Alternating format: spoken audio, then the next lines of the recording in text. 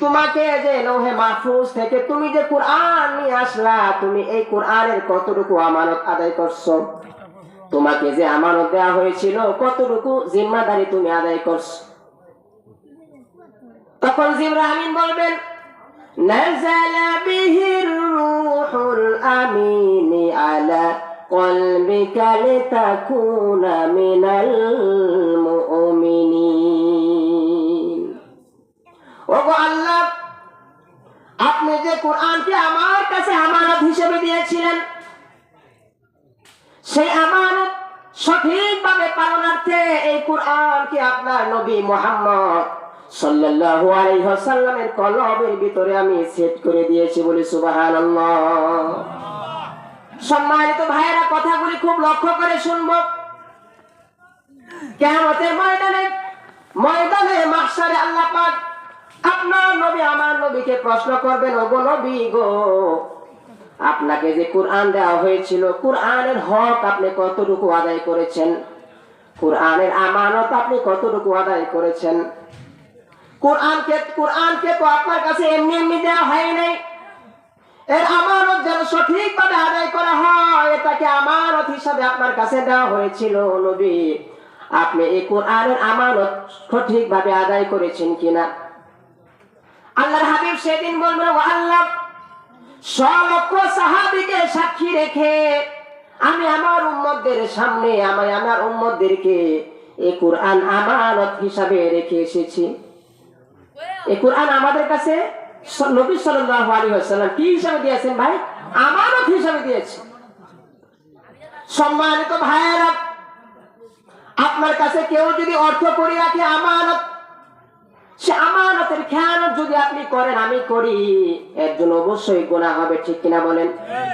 যে আল্লাহ আপনাকে আমাকে এই কোরআন দিয়েছেন আমানত হিসাবে, আমি আর আপনি নিজেকে প্রশ্ন করি, এই আমানত কতটুকু রক্ষা করতে পেরেছি?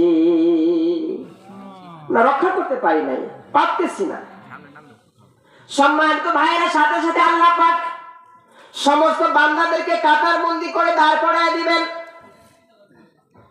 ও আমার বান্দারা, তোমরা কতটুকু কোরআনের আমানত আদায় করেছো?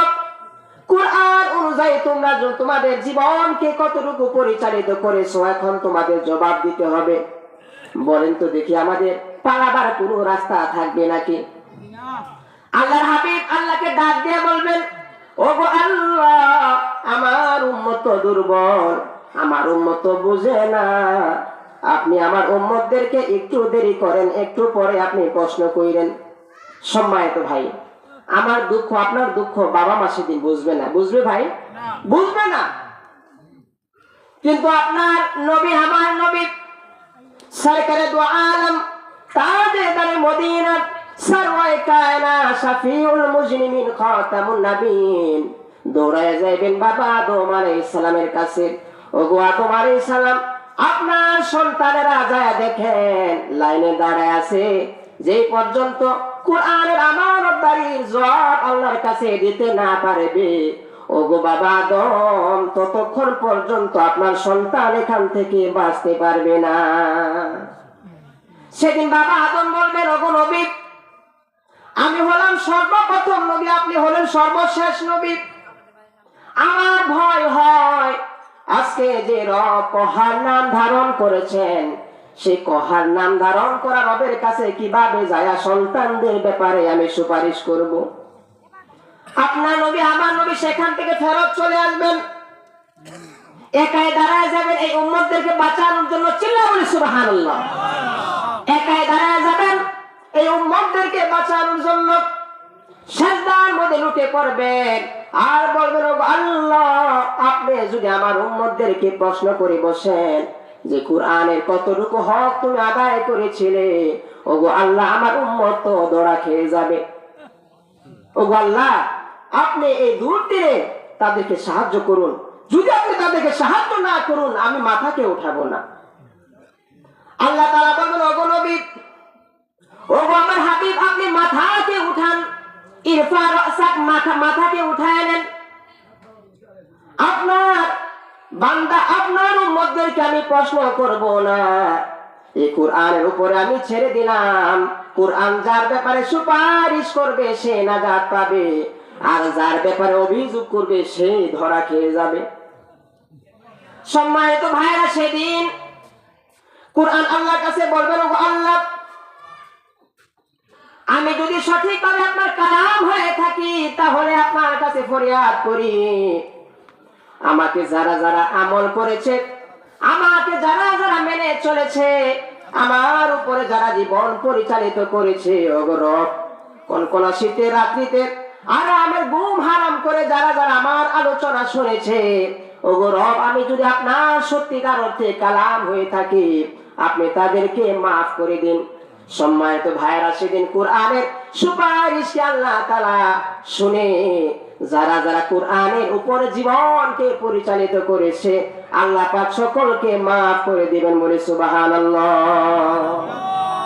সম্মানিত ভাই, আমরা কি সেই কোরআন অনুযায়ী আমরা আমাদের জীবনকে গড়তে চাই নাকি বলেন? গড়তে চাই কিনা? আমার ভাইয়েরা, যেদিন আপনাকে আমাকে কবরে শোয়া সমস্ত মানুষ চলে আসবে, মৃত মানুষটা হাজারো লক্ষ কোটি ডাক আমাকে ডাকবে, আমি একটিবার সেই মৃত মানুষটার ডাক শুনবো না ঠিক, কিন্তু যে কোরআনকে আমি পিছনে ছাড়লাম, কিন্তু যে কোরআন আমার জীবনের মাইল ফলক হিসাবে আমি রাখলাম, কোরআনকে যদি আমি আমার জীবনে পথের পাথেও বানাতে পারি, কোরআনকে যদি আমি আমার জীবনে রাহবার বানাতে পারি, সকল মানুষ চলে আসবে, কিন্তু সেই কোরআন কালকে সেই কবরের ভিতরে একটি পাখির আকৃতি ধারণ করে মৃত মানুষটার বুকের উপরে পাখাটা মেলায় বসে যাবে। সকলে বলে সুবহানাল্লাহ। চতুর্দিক থেকে, কবরের চতুর্দিক থেকে হাজার গুলা গায়ে বের করবে, ওই মৃত মানুষটাকে শাস্তি দেওয়ার জন্য আযাব চতুর্দিক থেকে আসতে থাকবে। তখনই মৃত মানুষটা দেখবে বুকের উপরে একটি পাখি বসা, সে মৃত মানুষটা বলবে, ও তো পাখি রে, সকলে তো আমাকে ছেড়ে চলে গেছে, দুনিয়াতে যে সন্তানের জন্য এত কষ্ট করলাম, যে সন্তানকে নিজে না খেয়ে খাওয়াইলাম, নিজে না পড়ে পড়াইলাম, সেই সন্তান তো আমাকে ছেড়ে চলে গেছে, ওরে পাখি তুমি কেন আমাকে ছেড়ে যাও নাই? পাখি বলবে, ওরে মোর্দা তুমি শোনো, সকলে চলে গেলেও আমি তো যেতে পারি না, আমি তো তোমার সেই কোরআন, যে কোরআনের উপরে তুমি জীবন পরিচালিত করেছো, যতক্ষণ পর্যন্ত তোমাকে জান্নাতে না পৌঁছাইতে পারবো ততক্ষণ পর্যন্ত আমি পাখি তোমার থেকে বিদায় নিয়ে যাব না। সম্মানিত ভাইয়েরা, সে কোরআন অনুযায়ী আমরা আমাদের জীবনকে পরিচালিত করতে হবে, কোরআনকে আমার জীবনের পথের পাথেও বানাতে হবে। সম্মানিত ভাইয়েরা, আল্লাহ পাক কালামুল্লাহ শরীফে বলছেন, হুজুর আকরাম সাল্লাল্লাহু আলাইহি ওয়াসাল্লাম একদিন নামাজের মধ্যে দাঁড়ানো, এমত অবস্থায় ওমর রাদিয়াল্লাহু আনহু আয়েশা দাঁড়ায় গেলেন। ওমর রাদিয়াল্লাহু আনহু তখন ইসলাম গ্রহণ করে নাই। হযরত ওমর মনে মনে ভাবলেন, মুহাম্মদ তো কোনো মাদ্রাসাতে পড়ে নাই, কোনো শিক্ষা কেন্দ্রেও যায় নাই, তাহলে মুহাম্মদ এত সুন্দর করে কিভাবে কালাম পড়ে? নিশ্চয় মুহাম্মদ সাল্লাল্লাহু আলাইহি ওয়াসাল্লামকে কোন জিনে শিখায়। উনি কি বলতেছেন? হয়তো জিনে উনাকে কোন একটা কিছু কানের মধ্যে কান পড়া দেয়, আর ওইটাই উনি মুখে আওড়াইতে থাকেন। উনি মনে মনে ভাবছিলেন এই কথা। আল্লাহর হাবিব তখন মসজিদে হারামে নামাজের মধ্যে ছিলেন।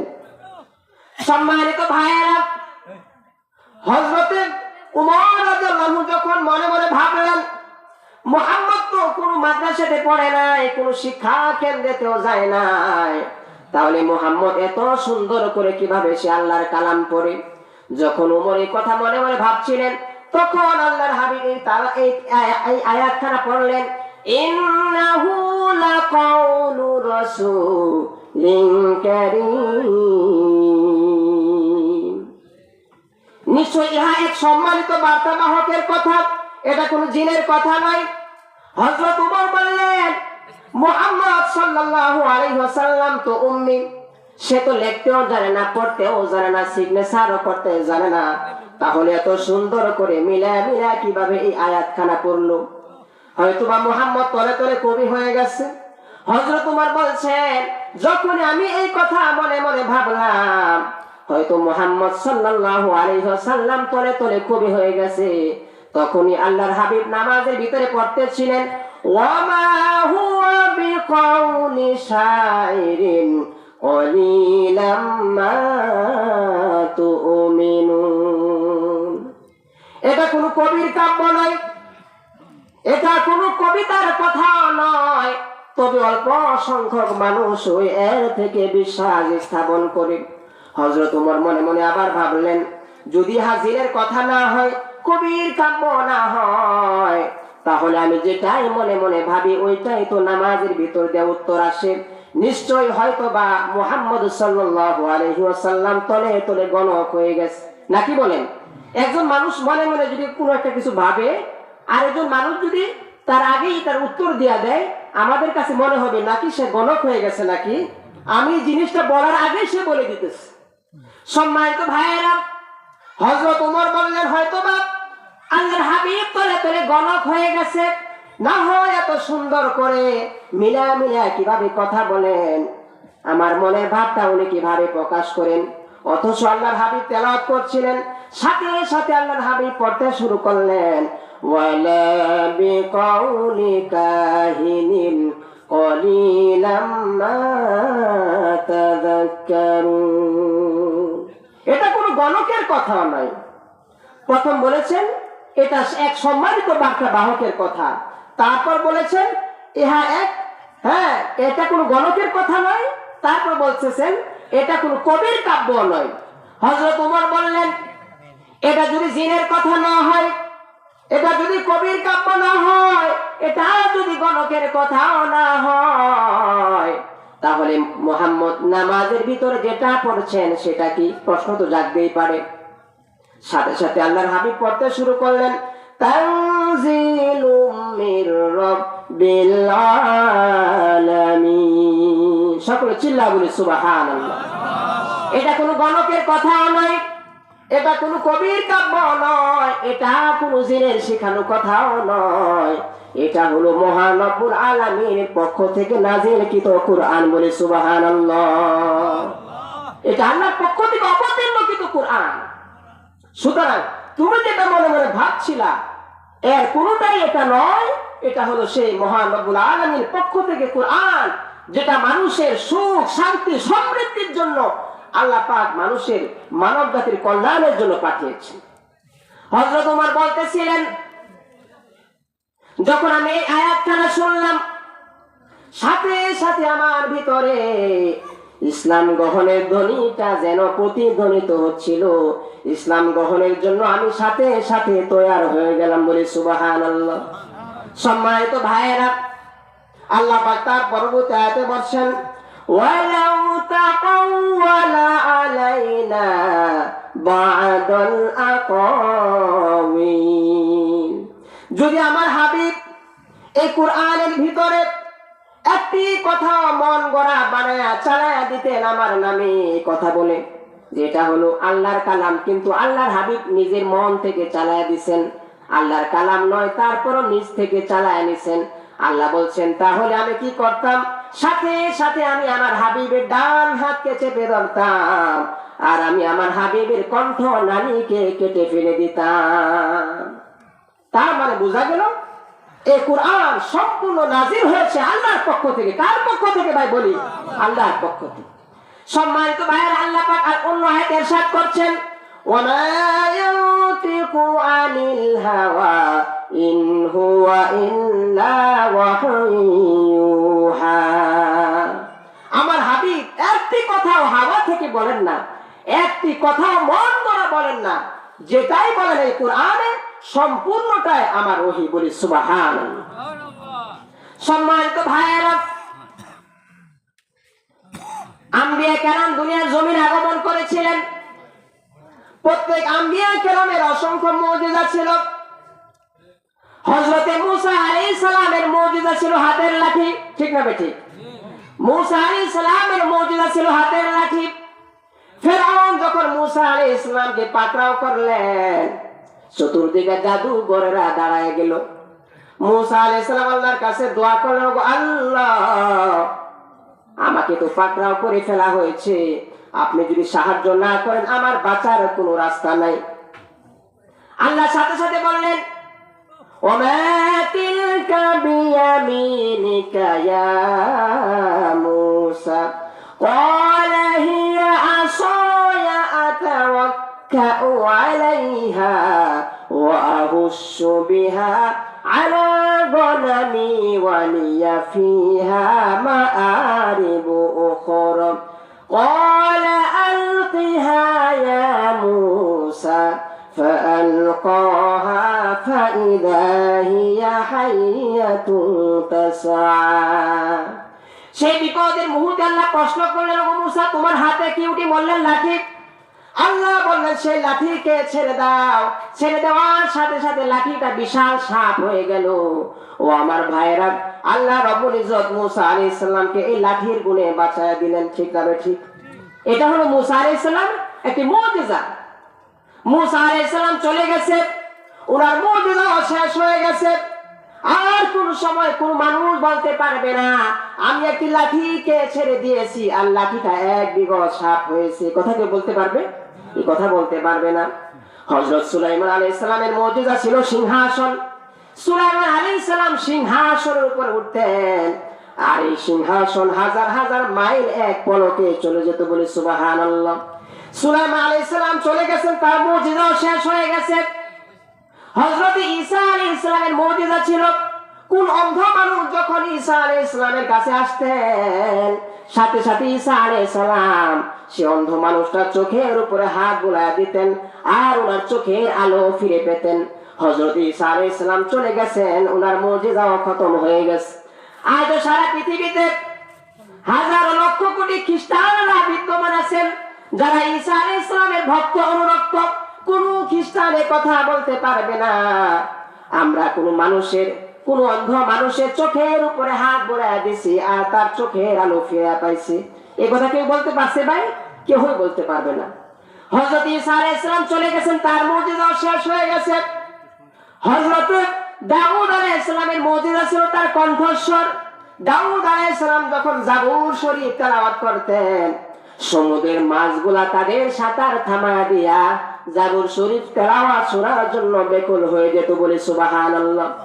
সম্মানিত ভাইয়েরা, সকল নবীরা চলে গেছে, তাদের মুজিজাও শেষ হয়ে গেছে, কিন্তু আপনার নবী আমার নবী সরকারে দু আলম হযরত মুহাম্মদ মুস্তাফা সাল্লাল্লাহু আলাইহি ওয়াসাল্লাম দুনিয়া থেকে চলে গেছেন, কিন্তু তার মুজিজা এই কুরআন আপনার জন্য আমার জন্য রেখে গেছেন। বলে সুবহানাল্লাহ। এটা নবী সাল্লাল্লাহু আলাইহি ওয়াসাল্লামের সবথেকে বড় মুজিজা হলো এই কুরআন। সুতরাং নবী সাল্লাল্লাহু আলাইহি ওয়াসাল্লামের এই মুজিজাকে যদি আমরা তার ইজ্জত অনুযায়ী যদি আমানতদারির সাথে এই কোরআনের আমানত আমরা রক্ষা করতে না পারি, কাল ময়দানে মাহশারে আল্লাহ রাব্বুল ইজ্জতের সামনে এই কোরআন আপনার বিরুদ্ধে আমার বিরুদ্ধে সাক্ষী হয়ে দাঁড়াবে, মামলা করে বসবে। সেদিন বাঁচার কোনো রাস্তা আর থাকবে না ভাই। তাই আসুন রাসূল সাল্লাল্লাহু আলাইহি ওয়াসাল্লামের যে কোরআন মুজিজা হিসেবে রেখে গেছেন, সকল নবী চলে গেছে, তার মুজিজা শেষ হয়ে গেছে, কিন্তু রাসূলুল্লাহ সাল্লাল্লাহু আলাইহি ওয়াসাল্লামের মুজিজা এই উম্মতের জন্য রেখে গেছেন। আসুন সে কোরআনের কদর করি, কোরআন অনুযায়ী দেশ ও রাষ্ট্রকে পরিচালিত করি। আল্লাহ পাক আমাদের সকলকে তৌফিক দান করুন। সকলে বলে আমিন। ওয়া আখির দাওয়ানা আলহামদুলিল্লাহি রাব্বিল আলামিন। আসসালামু